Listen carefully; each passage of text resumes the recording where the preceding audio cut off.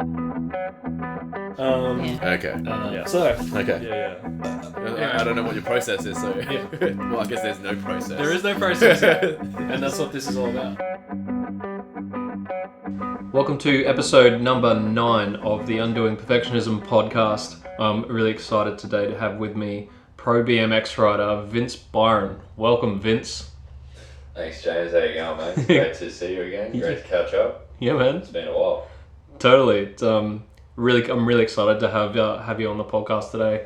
It's branching out a little bit from creativity into some areas that are not known as much as being pure creative thing. The last guest I had was actually a programmer, my teacher. So now to jump into extreme sports, I'm pretty stoked about having been a skater myself. But yeah, nice. Yeah, but you also have some guitars here, so I'd like to know, like, as a youngin', was it the guitar or the bike that came first? I suppose it was actually the guitar.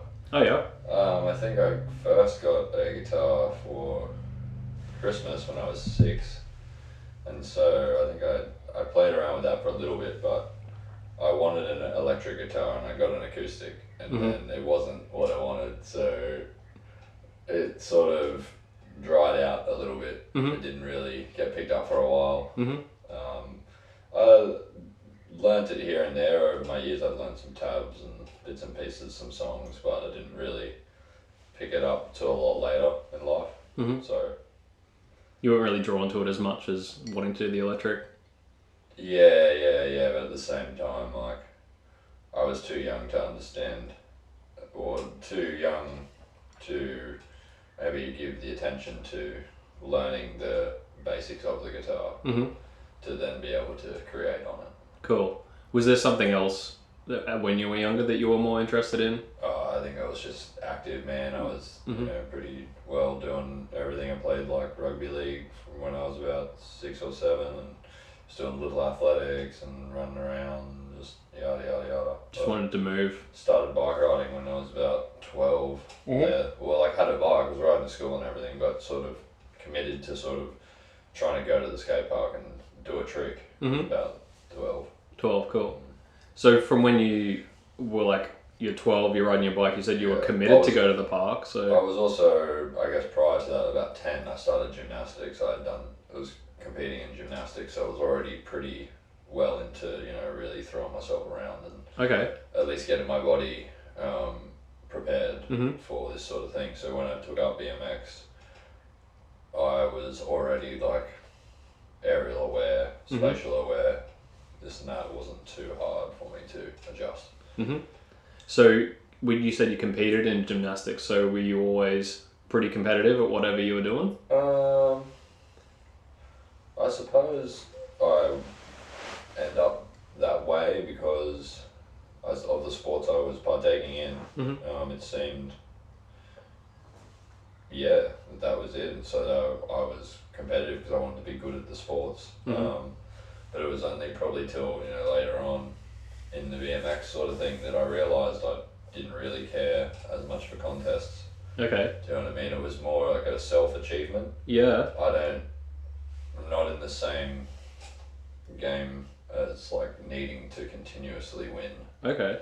I guess. Yeah. You know what I mean? To prove something. Well, it is a totally different approach, isn't it? Right, but obviously back then you're trying to push your own limits, so it's a whole learning experience. So from getting up on the bike and then starting to, you said that you were committing to get to the park. So was that just you just wanted to prove to yourself you could be there? No, I think I was probably just trying to play around with various sports at that time. I had the trampoline in the backyard and was still jumping around doing that, doing gymnastics. I tried skateboarding for a little bit, gave it a good crack, but I think it just wasn't for me because I wanted to, be in the air more so, like just that feeling. So I think the next option for me, like, I got a skate park that they had built not too far from my house. So that was sort of a new thing prior to that we were just sort of, building little dirt jumps with your mates and stuff, but they're always pretty like little, you're not really getting much more than a couple feet off the ground. Mm-hmm. But that was sort of the thing that picked up. I think I would have had a motorbike if I could have, if my parents could afford, if I had the land. Yeah. But I did, wasn't that sort of fortunate at the time, so that wasn't an option for me. Yeah. So BMX was sort of like, you're riding to school, you're riding around, oh look, they built a skate park, like, let's have a crack. Mm-hmm. Were you and your mates like competing against each other, or were you kind of sometimes dragging them along because you were saying that you really wanted to go to the park but were... I think, it changed at various times in my life. I think when I started we're in New South Wales there, and then on the Central Coast, and I only had sort of the mates around me in the park near me there. I didn't really have much access to anything else because there was no train lines, buses weren't taking bikes, and we didn't have licenses or cars. Mm-hmm. So that was sort of there. Then I moved when I was 14. Our family moved to Brisbane, moved to that area, and we were right near the train system, yada yada, skate parks. Met some friends at that skate park, and then next minute I've made mates from some local areas who are committed to bike riding, and we're catching trains at 6 a.m. to go ride at Moray Field or something, right, or Beanley. Yeah. You know what I mean? To go ride all day because we were all keen to ride. That's awesome. And that sort of progressed for a few years, from your early teens until some people were, once you had got a license, some people stopped riding, some people were still riding, they'd use their car to drive around to the parks and that. And then sort of towards the end of the high school sort of era, I think, and this and that, people getting jobs and getting partners, and if they unfortunately, if they get hurt, that really takes it out of people. They can have a bad crash or two, and it'll really just put them right off, and they'll never really pursue that again. Yeah. So I know, looking back at it, I was, at least I had the gymnastics background. I was always pretty onto that sort of thing as far as physically being sound there and looking after myself. That I was able to, not have major injuries.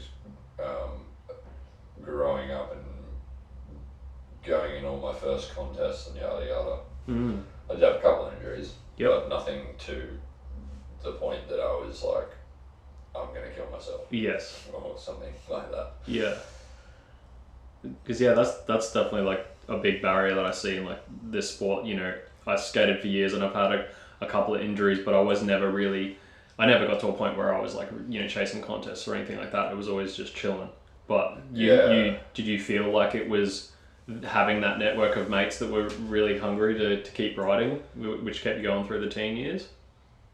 I will definitely say yes, because if it wasn't there, who knows?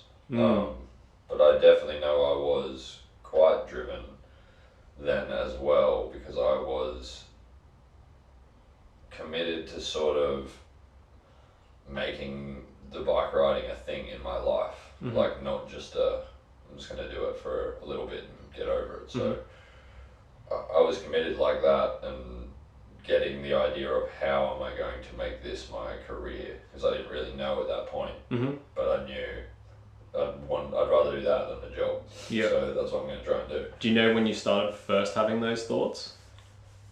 No, but I guess it'd probably be around like 12 when you sort of start, or for real, yeah. Maybe that 12 to sort of 14 time, and then I think I won my first contest when I was probably like 14 and 15 at the local down at Loader. At Loader, nice. Yeah, that sort of was like opened my parents' eyes at least. They were like, oh, well, he's good at this thing he's doing, because my parents didn't really know about it. Yep. And I was sort of just like, yeah, well, I've seen Dave Mirror and Matt Hoffman and these guys do stuff, so I'm like, I'm going to do that. Sick. I can do that. So, yeah, and it was, it was a path that was not paved for you. Like, go to university, they do this, they pay that, scholarship, yada yada. That's not the sort of path that's paved in the action sports world, especially not in Australia, because basically it was born in America, well, at least what I do. Yes. And overflowed into the other countries. So that's basically where I had to go after I finished high school. Yeah. Yeah, so at that point, that's where it gets interesting for me. Like, so everyone's finishing high school, you probably got people around you being like, oh, you're going to go to uni, all that kind of shit, you know. Was that like a tough time for you, or do you feel like you were at a level already that helped you start progressing up the competition ladders?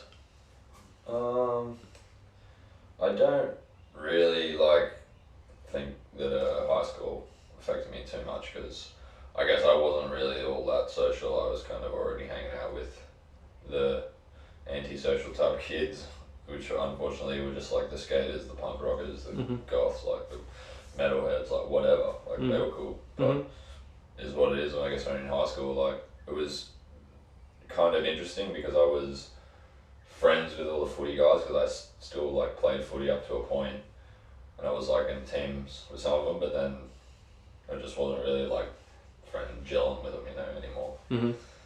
They were just the kind of jockey dudes or whatever, so I don't really care. But I was already, you know, well focused on my bike and what I was doing there, so like I already knew just finish high school and I'm out. Like my parents knew that's what I wasn't going to uni. Like I knew I wasn't going to go to uni. I just had to get a decent grade so that I could go to uni if I didn't. As a fallback, yeah. As a fallback, which I got a decent grade anyway, so it was whatever. Sweet. So transitioning out into like the real world as such, did you feel like it was difficult at first to like start supporting yourself to continue on the path, or? No, I mean I was still living with my parents, and then I just was basically saving up money I had a part-time job at the bike shop, and then I think I got the job at the warehouse at whatever point there, because I needed more because they could only give me part-time at the bike shop. Saved up some money to fly over and go in contests over in the US, which that was pretty much what I had to do. That's awesome. So I just want to take it back just like a little bit. What was it like transitioning from like competing in local contests to like maybe even just national level? Was there like quite a big, like, was there a lot of work that you had to do to get to that level? I don't know if, of course there was, but you know, do you remember the progression? I remember, I believe it was China was my first overseas contest. Okay. So it was the Chinese Asian X Games, I think it was, and at that point they had Park and they had Vert. Don't know if they had Mini Mega at that point. Sorry, were you like doing contests like outside of Brisbane, like before? Oh yes. Yeah, sorry, so I was national. already doing national wise. I was doing contests down in Sydney and Melbourne when they had them. Sort of BMX Games was a big one they had sort of in Australia for a number of years, but that's sort of gone now. And they hosted that, and they've hosted it in Sydney, in Canberra, and in Melbourne. Do you remember your first contest that you were in outside of Brisbane?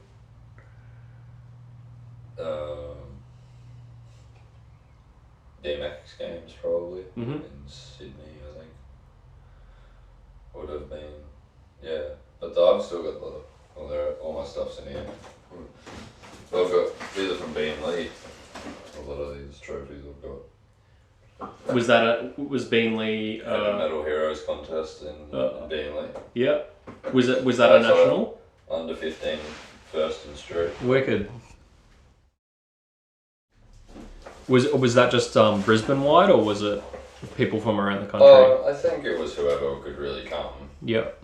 But it was still pretty decent. Some people would come from interstate, but they were sort of like a big for Brisbane, big for sort of Queensland. Yeah. At the time, and then BMX Games was more of a national sort of one, which is. Was there a point where you ever felt challenged in these because you got all these all these bursts and? Oh yeah. I got plenty of seconds and thirds. Trust me, plenty of seconds and thirds. Yeah. So. Oh yeah. Sorry. Hey, you're right. Not sure where we were going after that. Yeah, no, it's all good. Yes, because you were winning like early on. So let's say like when you like placed. below that, how did you feel about, having wins early on to then kind of be like a little further down the ladder?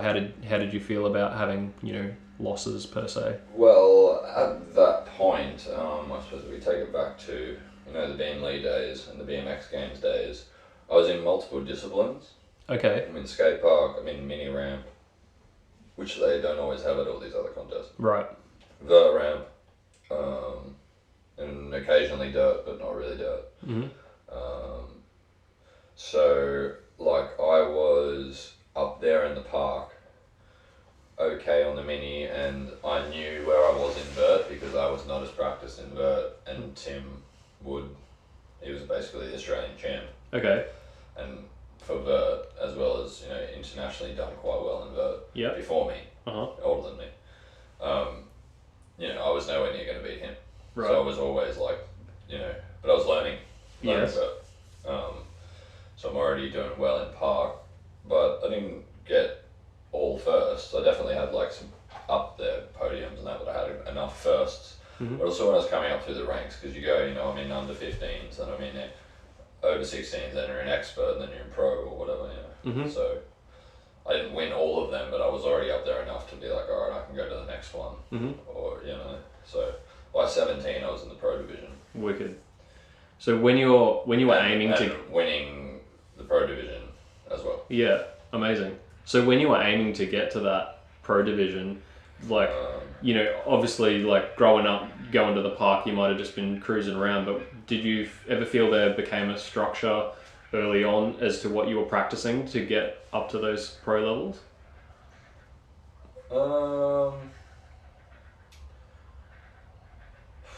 I guess it's hard for me to describe because I have a structure of how I think about things now. Yes. But back then, not so much. Uh-huh. The structure I trained myself in was probably still gymnastic style, though it was not as conscious. Okay. Per se, it was a lot more feel and ability. When you're younger, you kind of tend to learn like that more so. Okay. Than, consciously thinking of stuff. Right.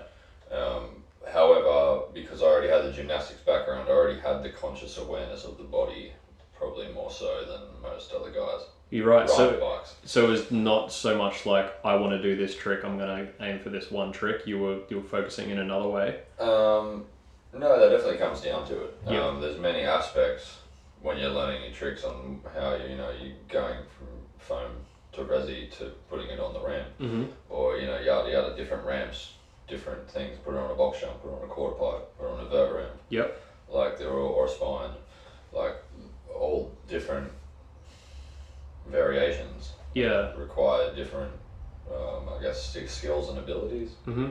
So, measuring up the angle and the speed and... Like someone could do a flare. Right. A backflip 180. Yep. On a 6-4 mini ramp. Mm-hmm. But they wouldn't do it on a vert ramp. Mm-hmm. You know what I mean? Like, or vice versa even. Yeah. Or something like that. Just completely different. Right. Yeah. Or there's just... Yeah, or it could be comfortable backflipping a spine on a park. Uh-huh. Might not be comfortable backflipping a dirt jump. Uh-huh. Just that sort of discipline sort of stuff. So people tend to focus on what they like more. Yeah. So because you were working in all those different disciplines, right. when did you start moving towards pure vert? To be honest, I'd only really started vert about 16, 17, but I was already decent at riding the other stuff then. Mm-hmm. I was basically learning how to just air and ride the ramp itself because it required some more attention than the other ramps, which is basically why most people weren't giving attention. They weren't really trying to ride it. Okay. Because it took some figuring out. Yeah, okay. Yeah, but once you figured it out, I don't know, I think it's amazing. Yeah. I would be like bummed if I didn't learn it, mm-hmm. in a way, you know what I mean? Because it's very, to me it feels very free when you get on a nice vert ramp and you really can air both ways and just cruise whichever direction you want. Mm-hmm. It does sort of feel like you just launch off into the air and move your body. Mm-hmm.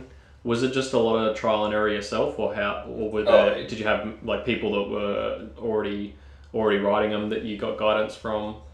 Well, there was like, I watched the Matt Hoffman videos and read his book and this and that, so I was constantly watching the old school riding, and then I became friends with Tim Wood, who was the current Australian vert champ, and learnt a bit off him. He actually had half pipes in his backyard and a resi ramp and stuff like that, so became friends with him and I got to learn a bit. That's awesome. So that really helped out and gave me the leg up there, and then I basically went overseas and competed that first time, and I didn't really do too well, but it was like my first overseas vert contest. Yeah. And I was, airing really low, I was definitely not good, but I still got like 5th or 6th or something like that, something not like too bad. Yeah. And I was like, cool, whatever, so I'll just keep going. Sweet. I mean, not really thinking vert was going to be my thing at the time, but I'm like, I'm going to throw my eggs in a few baskets, do park, but park was my main focus, and I think I had got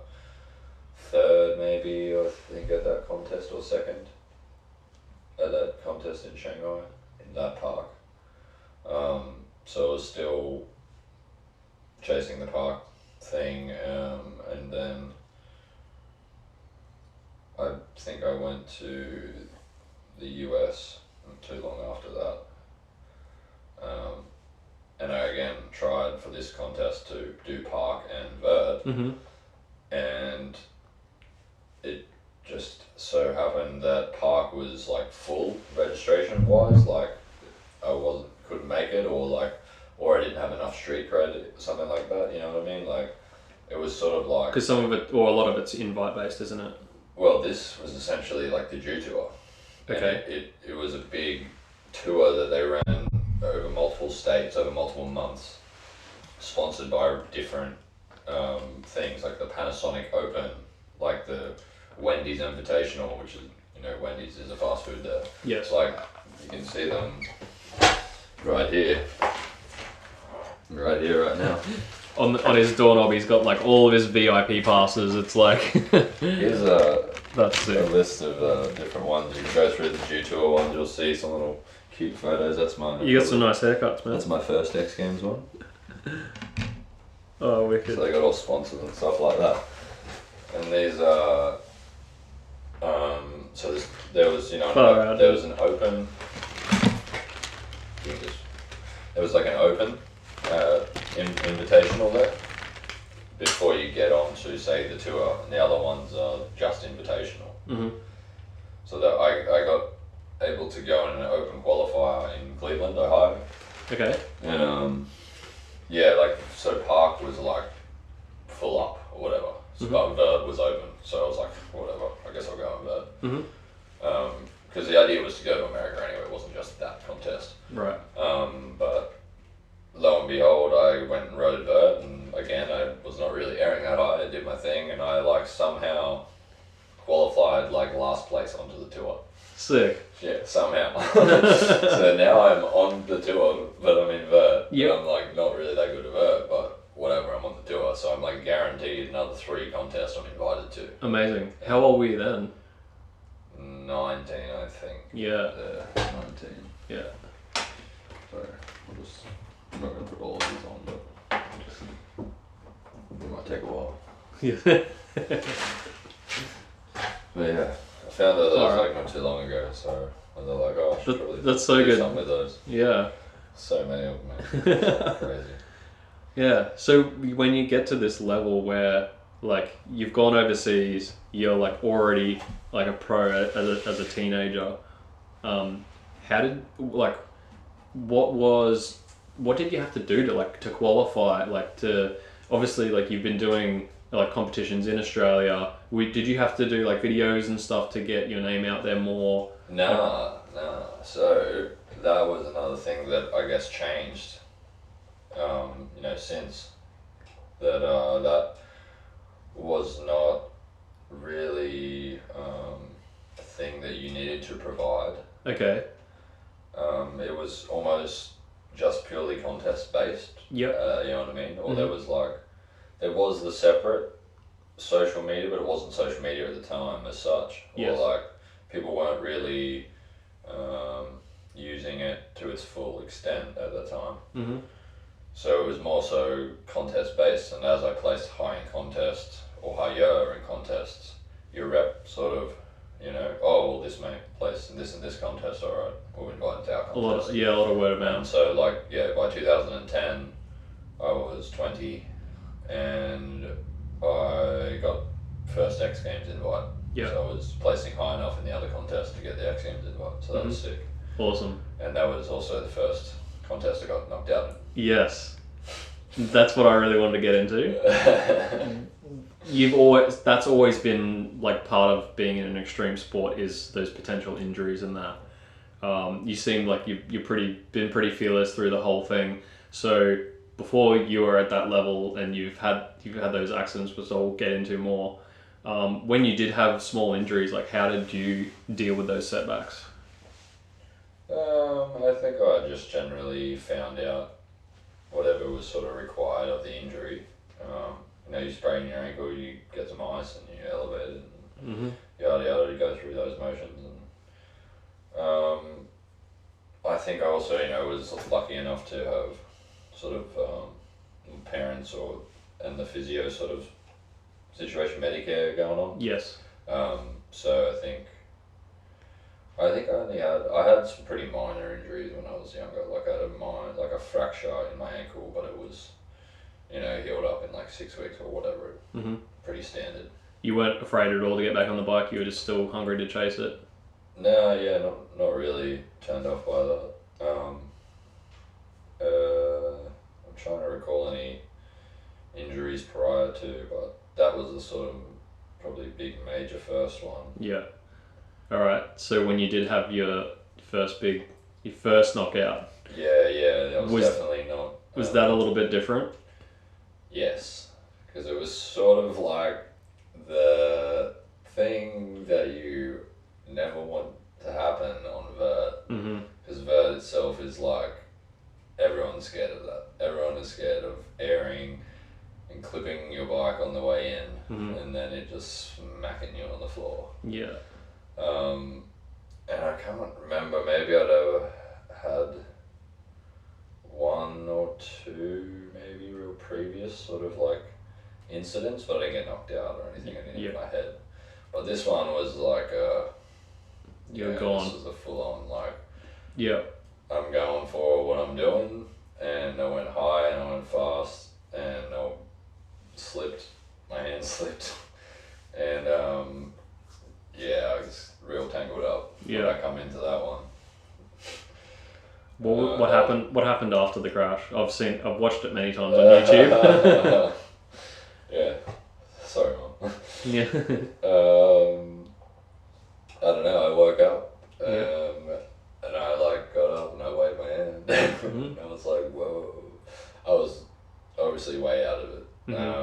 I think I had a minor sort of shoulder injury. My AC joint might have been slightly sort of tender or whatever from that. So I was basically just, time to chill for the next few weeks and rest up and sort of take it easy. So during that time while you're taking it easy, you're competing at this level, but you've had this major incident. Yeah, I was fortunate enough to have I was now basically in Greenville, North Carolina, where a bunch of other pros and stuff lived, and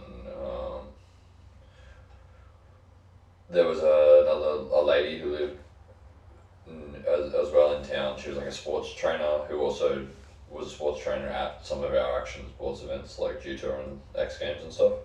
So she also came around and helped me and gave me advice at like this time and this and that, you know what I mean, like telling me how to sort of monitor myself because a knockout injury is different and this and that. So I was fortunate enough to have those people around me sort of give me that, keep me on track, because I did have contests like upcoming and it was something to definitely keep an eye on, because you don't want to, knock yourself out again and this and that. Was there even a second while you were healing that you were thinking maybe I shouldn't do a contest?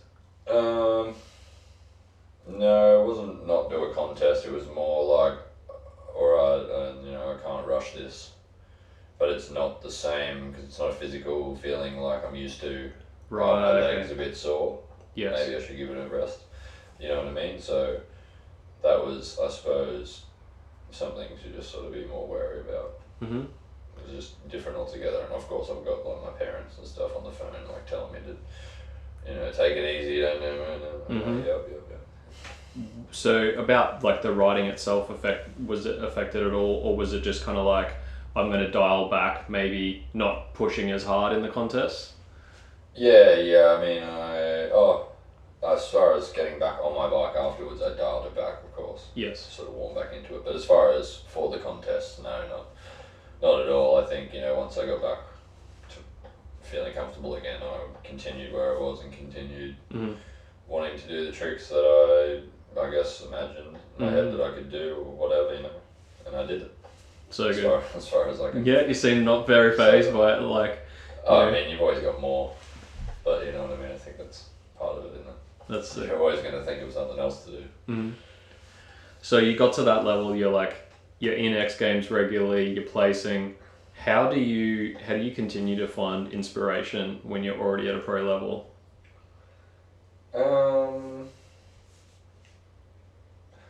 I think I was almost just.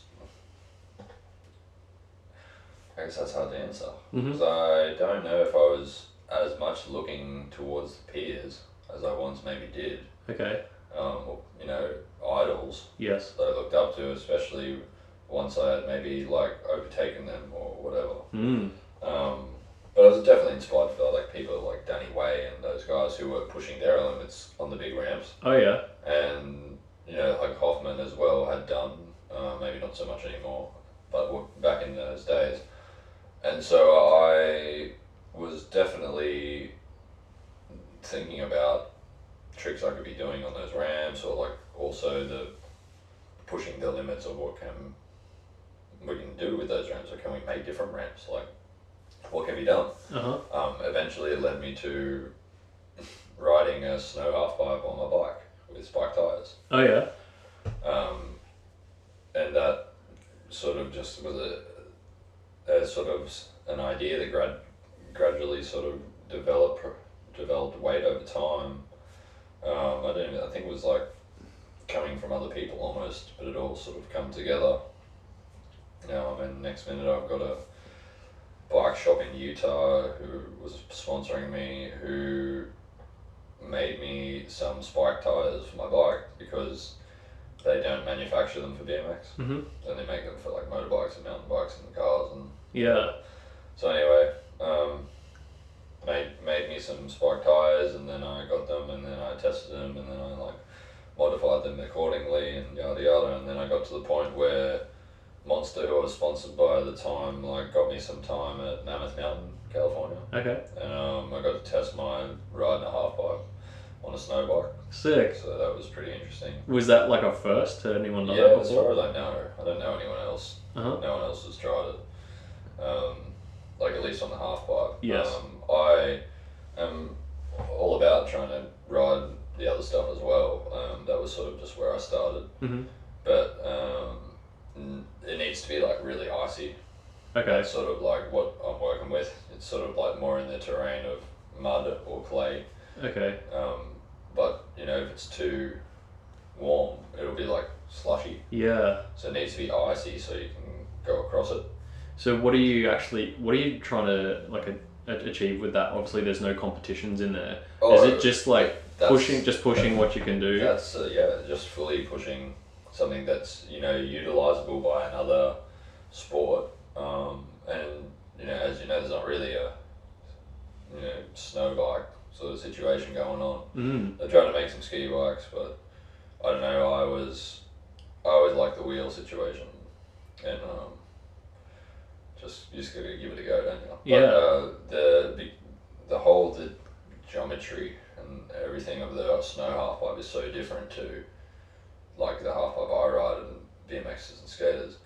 It's downhill. It's 22 foot tall. It's not vert essentially. The curve. It can't be vert. Yeah. The curve is not actually a regular curve. It's actually an elliptical curve.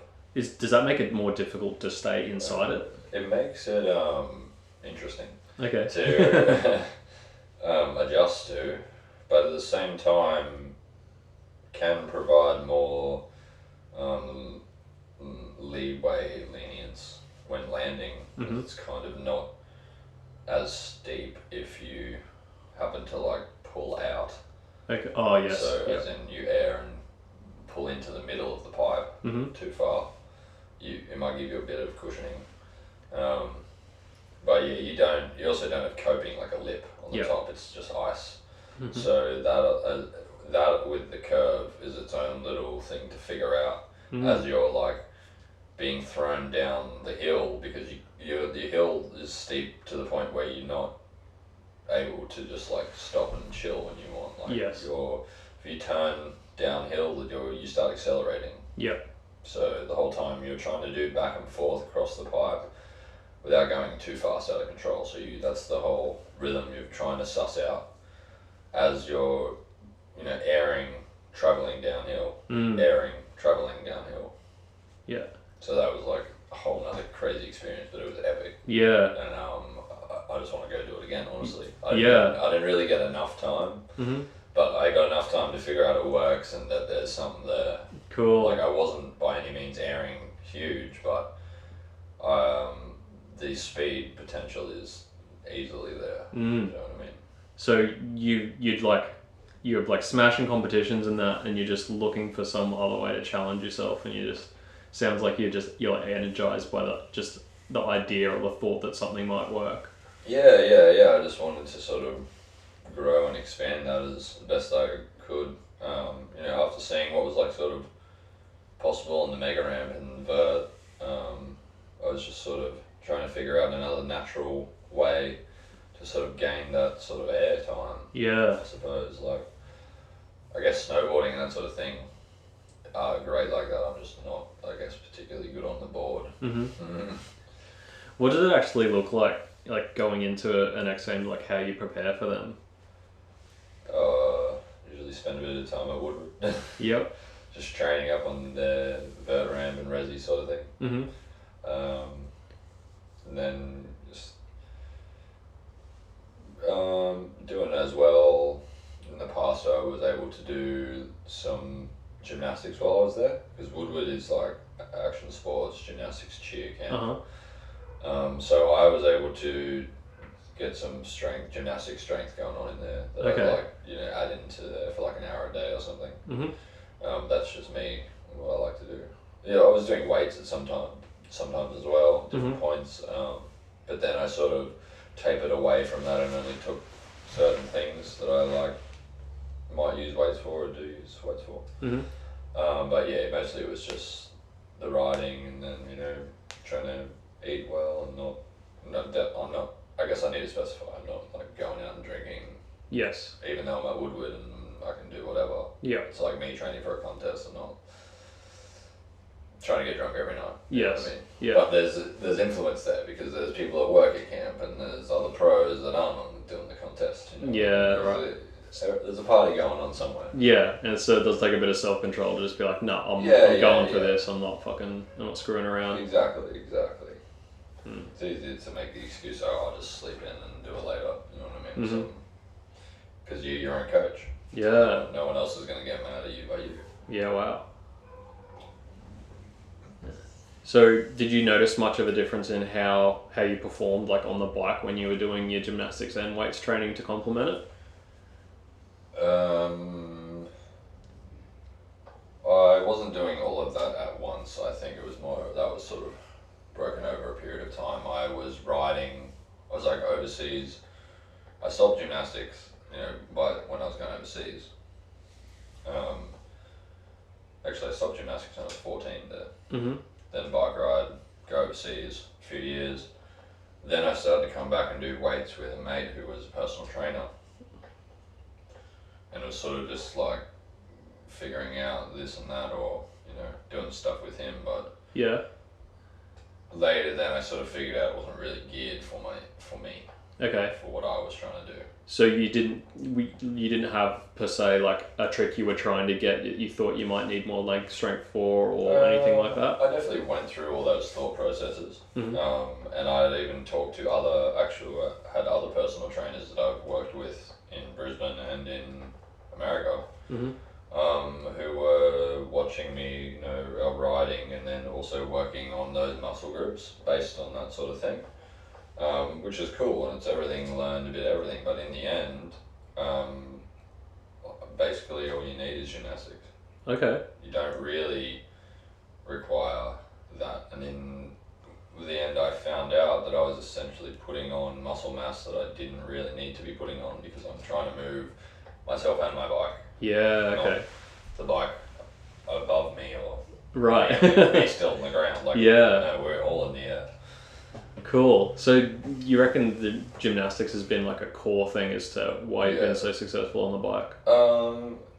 It definitely comes back to it, though. I probably didn't pay that much attention to it like I could have, but at the same time it was something that is not always accessible. It was not accessible to me, like, once I started traveling in the US and once competing and this and that. Like, I wasn't really in the place. Like, I'd be at my house or my friend's house where I was staying or whatever, but I wouldn't really be there all that long. Yes. I'd be like, you know what I mean? I wasn't really joining a gymnastic club.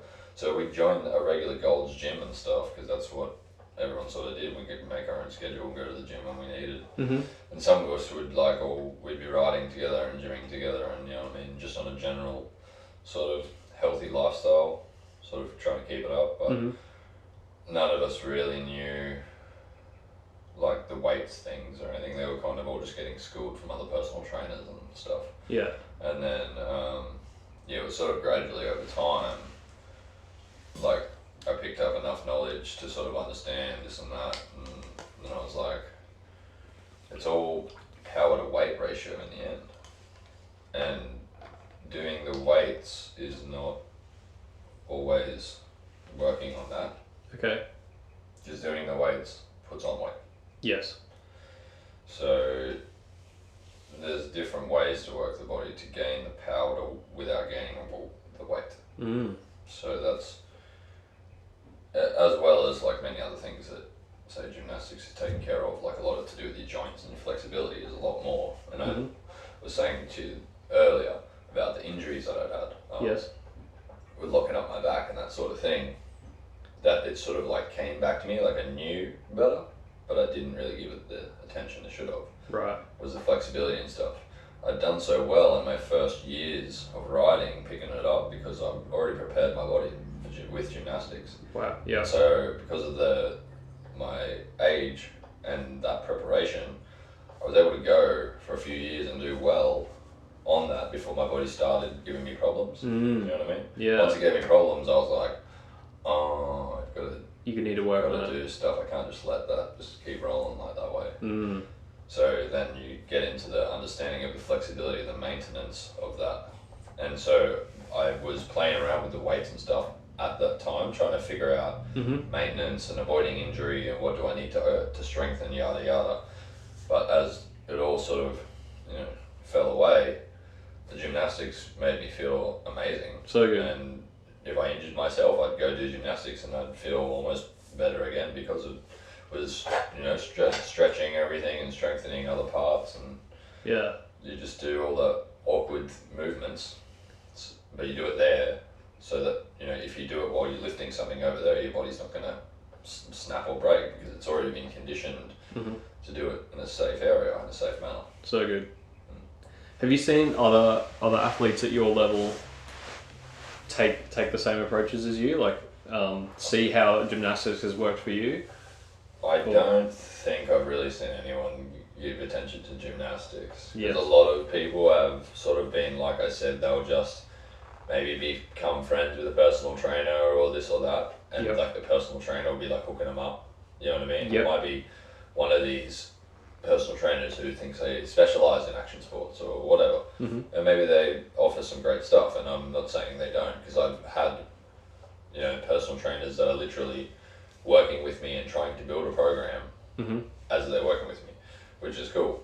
But I think now it's to the point where I've done enough of my own that I don't need to be like letting another guy do that for me. Yeah. Do you know what I mean? Yeah. I know what's sort of putting my body into the right state via that training. So, I mean, I'm not saying everybody, because everybody needs to condition themselves to level they needed to, so they got to find whatever that is first. Yeah. So just once I found sort of that, I was able to work on that goal of, you know, keeping the body in that balance. And I believe that the gymnastics essentially is rebalancing in that manner. You know what I mean? This is gymnastics strength training. Yes. Mind you. Right. Okay. Yeah. Not just like on a tramper or like. Right. It's not as such. Like tumbling is an aspect of it. However, I practiced tumbling occasionally, but it wasn't very necessary because I was tumbling on my bike. If you want to look at it that way. Yeah. Doing gymnastics on a bike. Yeah. And tumbling isn't something that really leaves you. Once you get it, it's like riding a bike. Cool. You don't forget it. So as long as your body's got the ability, the strength and the flexibility, you can still tumble. Yeah. But strength and flexibility is something you always want to be building. So that's what I did. So, has there been one trick or contest that you've had that has been like a highlight, like the main highlight of your career so far? I would say, I guess X Games would be the main highlight. Any X Games in particular? Or just getting there at the start? I mean, no, winning, you know, multiple gold medals at X Games Yes. would probably be the main thing. I guess, yeah. But really, like, for myself, it would probably be more like some of the tricks or things that I've done where I might not have even got first at that time, but like to me that was like the gnarliest. Like the first time I ever, you know, did a 540 flare or cork 900 on the Mega Ramp. Like I was just stoked to be alive. Yeah. You know what I mean? I was like, oh my god, I did it. And Yeah. like I'm walking away. I'm not in hospital. Holy shit. Yeah. Like Had many people done it before? no one's done it before. So that was, you have done. I'm yeah. the You've got some only one tips. to do that On a vert ramp. on the Mega Ramp. On the Mega Ramp. Awesome. Yeah, the Mega Ramp quarter pipe. Was it because it hadn't been done that you aimed for it? Oh, it was actually because I'd done it on vert, so that was the next step. Yeah. Mega Ramp is the next step. Yeah. So I was like, alright, well, I guess I got to do it on here now. Sweet. Are there any tricks on your list at the moment that you're aiming for? I guess it's very hard to say at this point in time because I haven't been practicing tricks for that for so long, but I've, you know, had them in my head for quite some time, I suppose, that like that's what I want to go to next. Definitely a couple, but I guess I'm also going to have to see where I can be or facility wise to you know, practice something like these. So that having the ability to, you were talking about, you've got your ramps set up in the backyard here, which is awesome. That's definitely limiting in your. Yeah, that's not say the half pipe or the quarter pipe aspect. That's just the straight jump aspect. Yeah. So which is cool, but I'm like, as you can tell with the half pipe, I'm predominantly that kind of guy. Right. A setup to have like that is a bit more expensive. It's Yes. gonna require more materials and Yeah. so that's why I go to Woodward over in the US basically to practice before. Do you know what I mean? Because they've got all that stuff. Yeah. The best in the world of that stuff. Yeah. So yeah, like accessibility aside, Yeah. like from your practice routine, is there anything that you're aiming for at this moment? Whether it even is like the next contest once the borders open back up again? I think just I'll be happy to get back on some bigger ramps training, like and go down to Victoria and jump on the Mega Ramp and in down in Melbourne, the Shed in the skate park there, they've actually got a vert ramp with a resi. Funny enough. Couldn't ride it. Yeah. The only one in Australia, as a matter of fact. Yeah. So yeah, that sucks about that. So if there's any other kids that hear this, or even people that are performing at like an amateur to pro level, how would you give them some motivation to like keep chasing those new tricks or those new things? well, I got some coaching I can help them out with. Nice. Basically, I designed a structure which you can look up on my website, inspiring.com. Designed it somewhat from the ground up, essentially a gymnastics style program based on your bike.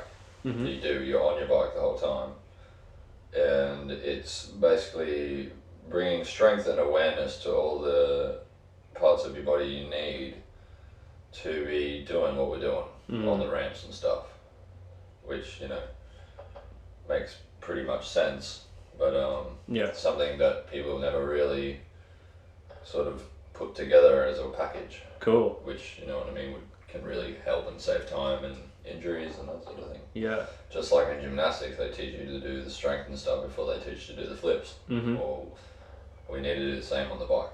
Yeah. What we're doing, you know what I mean? So good. So you got to strengthen the body and the bike, sort of tune them into each other. You know what I mean? As well as, you know, becoming aware of your body and what it's doing and the muscles and this and that, your weight and balance.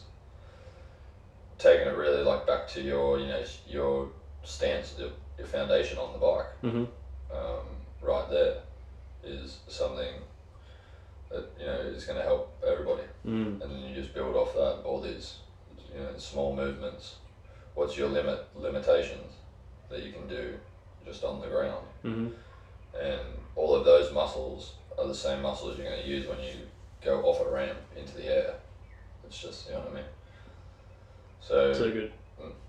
So do you have any advice for anyone outside of like the BMX discipline and to how to keep shooting for the X Games level in whatever field that they're in?